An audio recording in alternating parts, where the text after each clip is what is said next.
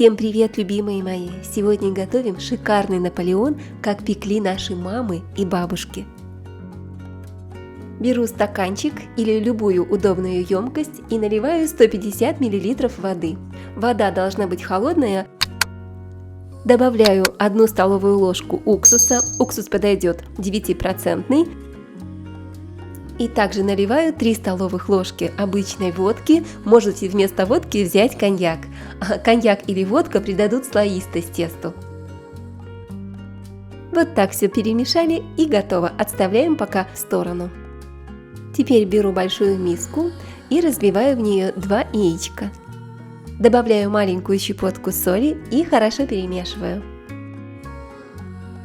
И теперь сюда же вливаю жидкие ингредиенты, это у нас вода с водкой и с уксусом. Вливаю к яйцам и продолжаю перемешивать. Вот так. Все смешали и готово. И для теста я беру 800 грамм муки. Это примерно 5 стаканов объемом 250 мл. 400 грамм охлажденного сливочного масла, это 2 пачки. И просто трем на крупной терке прямо в муку.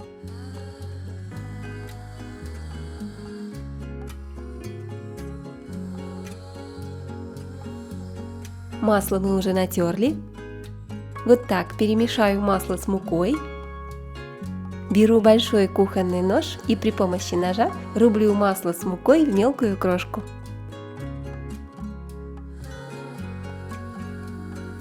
И в результате у нас получается вот такая масляно-мучная крошка. Собираю тесто вот в такую горку, делаю углубление.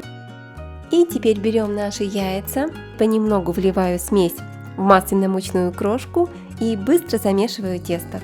Вот таким вот образом. И у нас с вами получится прекрасное домашнее слоеное тесто быстрого приготовления. По-другому его еще называют рубленое тесто. Долго месить тесто не нужно.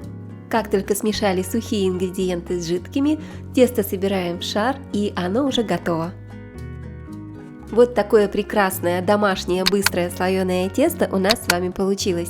Если маловато муки, добавьте еще. Смотрите на глазок, как говорится, и регулируйте густоту теста по консистенции.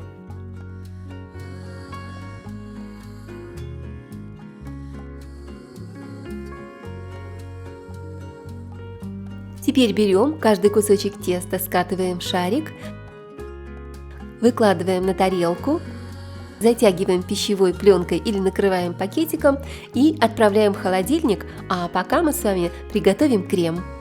Разбиваем в кастрюльку 4 яичка среднего размера. Сюда же отправляю 300 грамм сахара, это 1,5 стакана объемом 250 мл. Добавляю чайную ложечку ванильного сахара для аромата со вкусом мороженого пломбир. Все хорошенько смешаю при помощи венчика. И сюда же добавляю 100 грамм муки, это 4 столовых ложки. Все хорошенько еще раз перемешиваю до однородности. Постепенно вливаю 1 литр молока, при этом постоянно помешиваю крем венчиком, чтобы не образовались комочки. Варим крем и постоянно его помешиваем венчиком, чтобы крем не пригорал и не образовались комочки. На все приготовление крема уходит примерно 5-7 минут. Иногда в комментариях пишут, что заварной крем получается похожим на омлет. Друзья, это скорее всего потому, что вы его готовите на сильном огне и не перемешиваете. В процессе варки крем загустеет. Ориентируемся по густоте и по консистенции. И в самом конце я добавляю в горячий крем сливочное масло 50 грамм, кладу кусочек, хорошо перемешиваю, чтобы масло растворилось. Масло в горячем креме растворится очень быстро. Готовый крем я переливаю в миску, для того, чтобы он еще быстрее остыл. Посмотрите, вот такой густоты крем получается, когда он остынет, он еще больше загустеет. И пока крем будет остывать, мы с вами испечем коржи, а для того, чтобы крем при остывании не заветрился, на нем не образовалась корочка, затяните его, пожалуйста, пищевой пленкой, так, чтобы пленочка прямо легла на крем, соприкасалась с кремом.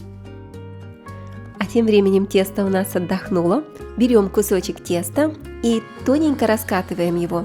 Можно раскатать тесто, подпыливая стол мукой, или другой вариант – положить тесто между двумя листами пергамента или между двумя силиконовыми ковриками. Тесто раскатывается очень хорошо, практически не липнет.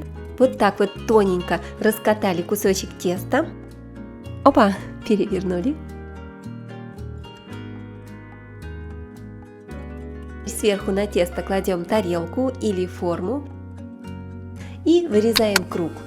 Обрезки теста не убираем, оставляем все на противне, они будут выпекаться вместе с коржом и потом пойдут на обсыпку тортика.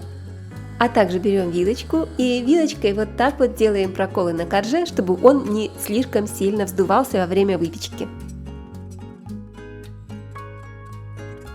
Для выпечки коржа я переворачиваю противень и кладу на него корж прямо вместе с пергаментом. Духовку я уже заранее разогрела, температура 200 градусов. Один корж выпекается примерно 5-7 минут. Коржи для Наполеона пекутся очень быстро, главное уследить, чтобы они не подгорели. Пока выпекается один корж, быстренько раскатываем следующий. Таким образом выпекаем все 12 коржей. Вот такие красивые румяные золотистые коржи у нас получаются. Как я уже говорила, обрезки не съедаем, никуда не деваем. Пока откладываем их в сторону, позже будем использовать для украшения нашего Наполеона. Заварной крем для Наполеона уже хорошенько остыл. Здесь в миске у меня 300 грамм сливочного масла комнатной температуры. Я заранее достала его из холодильника. Вот такое мягенькое масло. Буквально 1 минутку взбиваю масло при помощи миксера. По 1 ложке я добавляю заварной крем к сливочному маслу и продолжаю взбивать. Взбиваю крем до однородности на небольшой скорости миксера. Вот такой нежный и вкусный получился у нас крем, можно уже собирать наш Наполеон. Кладу корж, сверху корж хорошенько смазываю кремом, равномерно его распределяю по всему коржу. Накрываю следующим коржом и таким образом собираю весь тортик. Хотите, чтобы торт пропитался быстро, пропитайте каждый корж молоком или разведите полстакана воды, столовую ложку сгущенки, перемешайте и можете вот такой пропиткой пропитать коржи.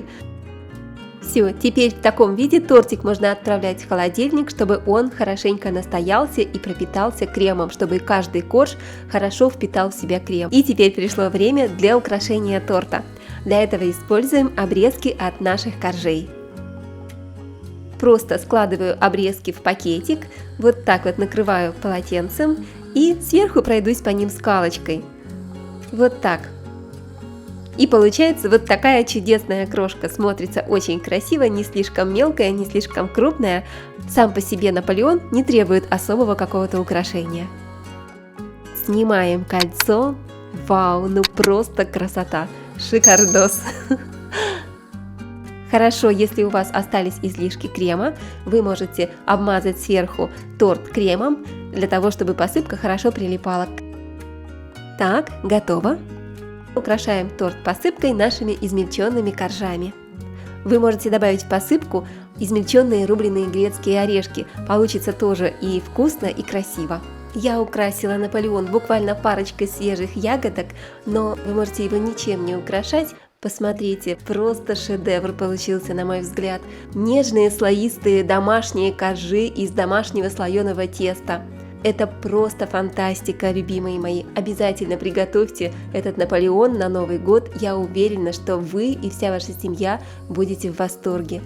Я буду рада, если вы поделитесь этим рецептом с вашими друзьями и подружками в соцсетях. Нажимайте кнопочку «Поделиться». Напоминаю, что с вами Олеся на канале «Готовим дома». Ставьте лайки, подписывайтесь на канал, нажимайте колокольчик. Прощаюсь с вами, до новых вкусных рецептов. Пока-пока, до скорой встречи и скоро увидимся!